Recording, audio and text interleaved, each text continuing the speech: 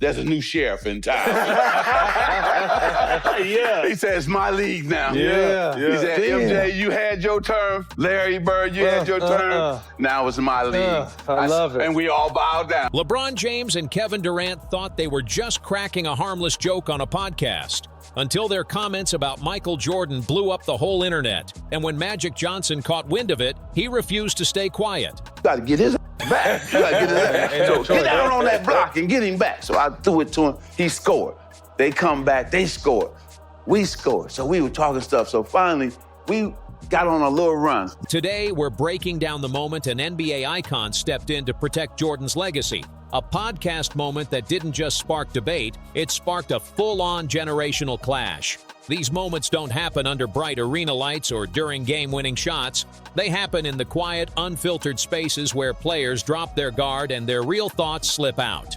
Those boys are trying their hardest, jumping from super team to super team, trying to catch up to my 6 rings. But we all know it's never going to happen. And on July 9th, 2025, one of those moments hit the world like a shockwave. A moment that sounded harmless at first, but carried so much weight it reignited a debate that's been dividing basketball fans for over 20 years. Kevin Durant was sitting in the studio with LeBron James and Steve Nash, recording an episode of Mind the Game, LeBron's podcast where elite hoop minds talk about the grind at the highest level. The conversation was smooth, relaxed, the type of talk only legends who've spent their lives chasing greatness can have. They started diving into the idea every veteran athlete eventually faces: recommitment.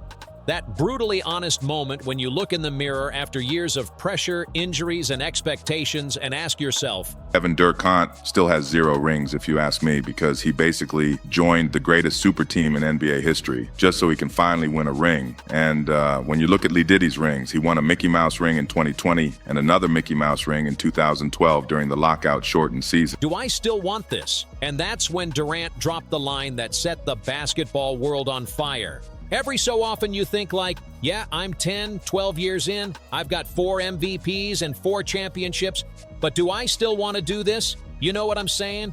You know how it is. Some people say, I want to go play baseball and then want to come back, and some want to play 22 straight. I don't usually talk trash, but I had to that time. So I said, Michael, if you don't turn into Air Jordan, we're going to blow y'all out. Man, he started sweating. It was hard. That tongue went long. That line hit the room like a spark. It was a slick jab disguised as a deep thought, and everybody who knew basketball history caught it instantly. Some people say, I want to go play baseball. There's only one NBA superstar who ever walked away from the league to chase baseball. Only one man who swapped his jersey for a bat and stepped into the minor leagues. And that man is Michael Jeffrey Jordan. And if you ask me who I would take between Kevin Durant and LeBarbie Diddy James, that's a very complicated question, because one loves attending them Diddy parties, and the other one is a snake that defends himself with Twitter burner accounts. The legend many still believe is the greatest to ever pick up a basketball. LeBron's reaction came instantly. He let out a laugh people online later compared to a Dave Chappelle-style storytelling laugh, the kind that says, I know exactly what you just did. And that was cold. It was a laugh loaded with recognition, like he understood the shade and appreciated how sharp it was. In that moment, whether they meant it or not, 2 of the biggest icons of this generation looked like they were sharing a joke at the expense of the man whose legacy they've been chasing for years. But here's where things took a turn Kevin Durant and LeBron James probably never expected, because that casual jab about going to play baseball wasn't just a dig at Jordan's career choice, it touched one of the most painful episodes of Jordan's entire life. I'm sure you guys got more out of the practices than you got out of actually playing. You're right. We practice, man. When you got 10 egos out on that court like Best that. in the world. Yes, going at each other every single day. On July 23, 1993, just weeks after winning his 3rd straight championship, Michael Jordan lost his father, James Jordan, who was tragically killed during a carjacking in Lumberton, North Carolina. James Jordan wasn't just Michael's father. He was his right-hand man, his closest voice of reason, the person who backed him from day one. Losing him shattered Michael in ways the public couldn't truly grasp. He saved his with that three-pointer, so that leaves him with only one ring. And that one ring was because of a Draymond Green suspension. So looking at all of that, Kevin and LeBarbie both have no legitimate ring. No matter how many documentaries they watched. So, when Michael Jordan walked away from basketball on October 6, 1993, talking about losing the desire to compete, the people who really knew him understood the truth instantly. This wasn't about stepping away from the game. This was about heartbreak. This was a son trying to honor the man who shaped his entire life. And here's what so many folks forget. What gets lost when people throw jokes, memes, and quick takes around like it's nothing? You know when that tongue come out. It's over. It's a problem. He about to do something. Boy, that dude came out that timeout. He scored about 4 straight threes. Ooh. And I went, oh, man. James Jordan always dreamed of seeing his son become a baseball player. That dream was alive long before hoops ever took over their world. So when Michael Jordan signed that minor league deal with the Chicago White Sox and played 127 games in AA ball, hitting .202 for the Birmingham Barons, he wasn't escaping basketball. He was chasing something his father had always wanted to see. It was a final gift to the man who had poured everything into him. And that is the context missing in that podcast studio on July 9th. That's the emotional weight floating over the whole situation, even though millions watching the viral clip never felt it. So he stole the basketball. He coming down the right side. He takes off. David Robinson coming this way. So Mike just cuffed him. And he just looked at him. In the air. And he kept looking. He kept looking. He kept looking. He went all the way down, Jack. He did a 360. Ooh. Bam! I said, that's it. That's it. It's over now. That's him. It's over now. When Kevin Durant said, "Some people say, I want to go play baseball," he wasn't just tossing out a clever line about career moves. Whether he meant to or not, he touched something sacred, something way deeper than wins, losses, or rings. The clip exploded across social media within hours. X, formerly known as Twitter, turned into a full-on battleground with Jordan loyalists and LeBron supporters throwing arguments like they were in a Game 7. The comments turned chaotic, packed with hot takes and old receipts flying everywhere. Some people said KD was just joking around, giving a playful nod to different career paths while highlighting LeBron's insane longevity. He wasn't like that. You know what? Y'all wanted to compete. I wasn't a guy like that. Yeah. I never wanted to play with nobody but my dudes. Yeah. I was good. And I've always been a dude, wherever I end up, that's who I'm rolling with. Yeah. But others took it way more seriously, calling it a slick attempt to chip away at Jordan's legacy while lifting up LeBron's. Then one viral post dropped the line that shook everyone. "Some people's fathers get murdered and go play baseball." That comment just hung there like a punch to the chest, a blunt reminder of what was really behind the conversation. This wasn't about the GOAT debate anymore. This was about respect, about understanding the whole story before speaking recklessly. Skip Bayless, never one to shy away from controversy himself, weighed in with characteristic fire, calling Durant's shot pathetic and claiming it exposed Durant's ignorance and insecurity. He reserved equal venom for LeBron, calling his laughter equally disgusting. It was the kind of reaction that would have seemed hyperbolic in any other context, but given the circumstances, many felt it was entirely justified because what was lost in that moment wasn't just sensitivity to Jordan's personal tragedy. What was lost was an understanding of what made Michael Jordan's career so remarkable in the first place. Yes, he retired 3 times. Yes, he stepped away to play baseball, but he also returned to win 3 more championships. He led the Bulls to a 72-win season in 1995-96. Still the greatest regular season record in NBA history. At the time, he claimed 3 more finals MVPs. He went 6-0 in the finals, never losing when it mattered most. Some people play baseball comment framed Jordan's career as somehow less committed than LeBron's Iron Man streak of 22 consecutive seasons. But it ignored the fact that Jordan's brilliance wasn't measured in longevity. It was measured in dominance. It was measured in those moments when everything was on the line, and Michael Jordan refused to lose. And as that July clip continued to spread across the internet, as the debates raged and the think pieces multiplied, Kevin Durant felt compelled to respond, taking to X. The Phoenix Suns star attempted to clarify his intentions. MJ retired 3 times, and still the GOAT EMA applaud that. Just like EMA applaud playing 22 years at an elite level, it's okay to call that out. My brother, he added that he was a huge MJ fan with $1 million worth of MJ shoes to prove it, but for many, the damage was already done.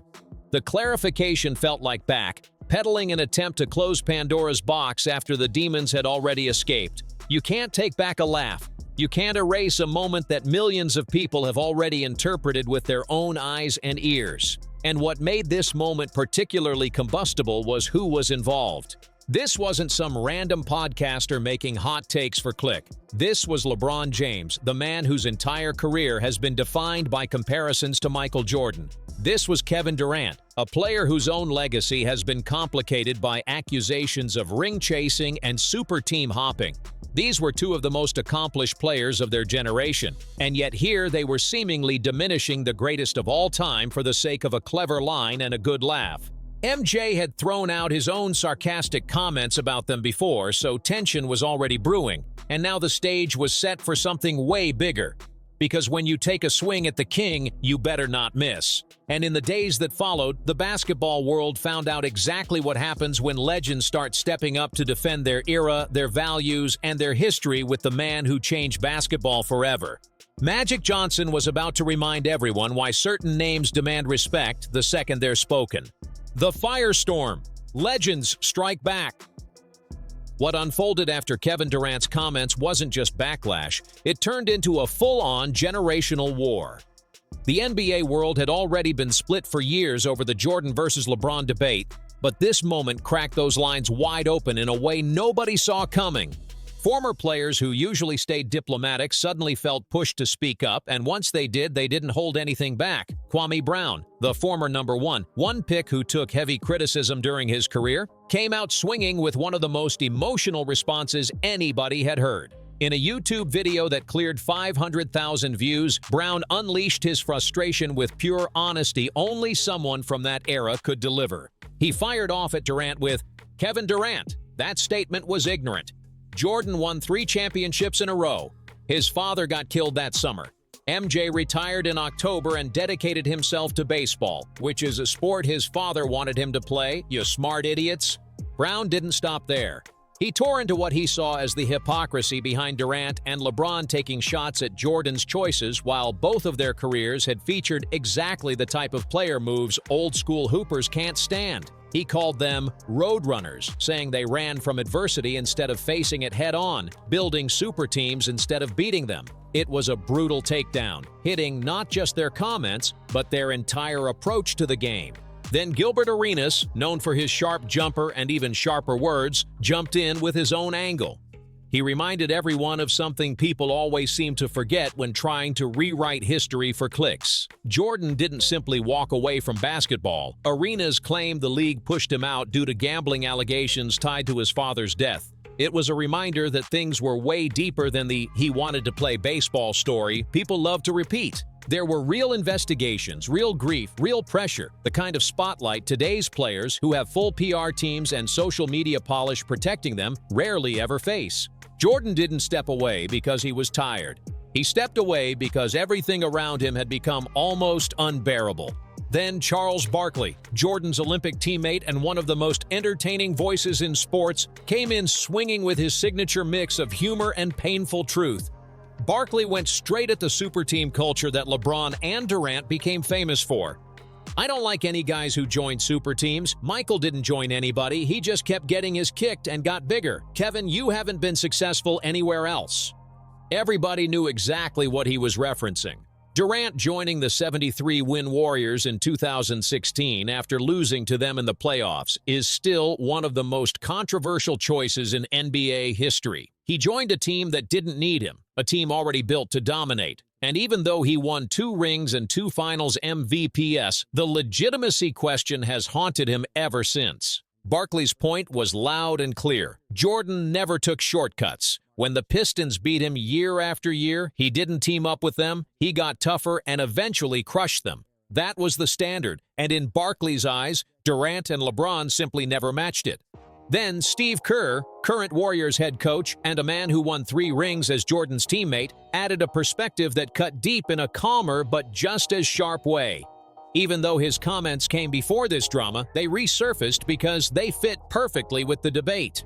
LeBron has been compared to Michael. I don't think he's Michael at all. Kobe has the same mindset as Michael the assassin. It was subtle, but devastating.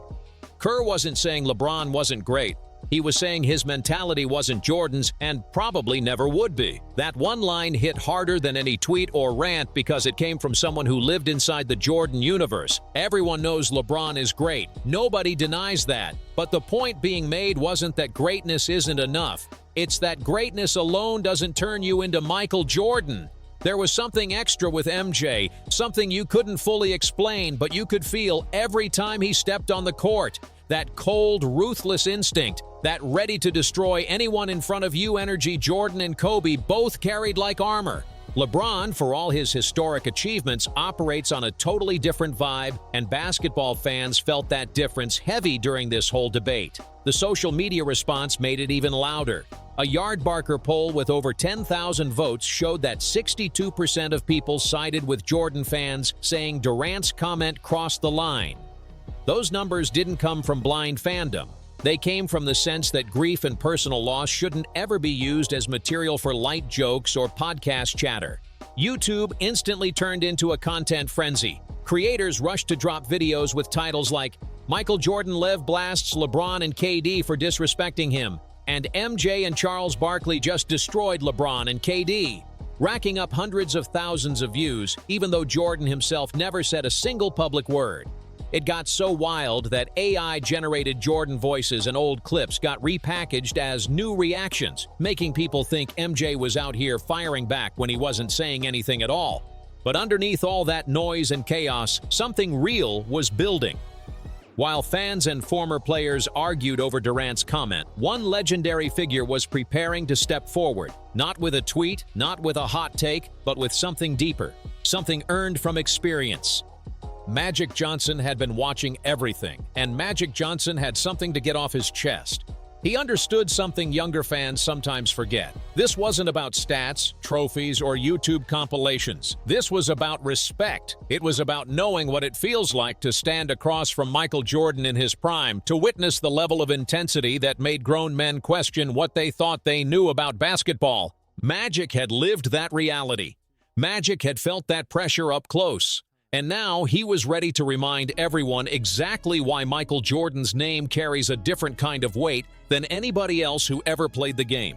Magic's voice mattered because he held a rare position in basketball history. He wasn't just a peer, he wasn't just a fan, he was a rival. These two giants faced off when everything was on the line. They battled in the 1991 NBA Finals, Magic's last finals run, Jordan's first championship moment. That series, which the Bulls won 4-1, marked the official passing of the torch. Magic's era ended and Jordan's era started, right there, in real time. And now, 3 decades later, Magic was ready to use that moment to defend the very rival who once took the crown from him. The GOAT debate had always been heated, but now it was shifting into something far more personal. Magic Johnson was stepping into the spotlight. And when a legend defends another legend, it hits different. It hits harder than any stat sheet or highlight reel. When someone who has actually gone to war against Michael Jordan stands up and says, "This is the greatest player I've ever seen," it carries power. It carries truth, because they're not speaking from clips or commentary. They're speaking from the scars they earned trying to stop him. The reaction to Magic's words hit instantly, and the energy was wild. Clips from the Earn Your Leisure podcast exploded across the internet, pulling in millions of views on YouTube, TikTok, Instagram, everywhere.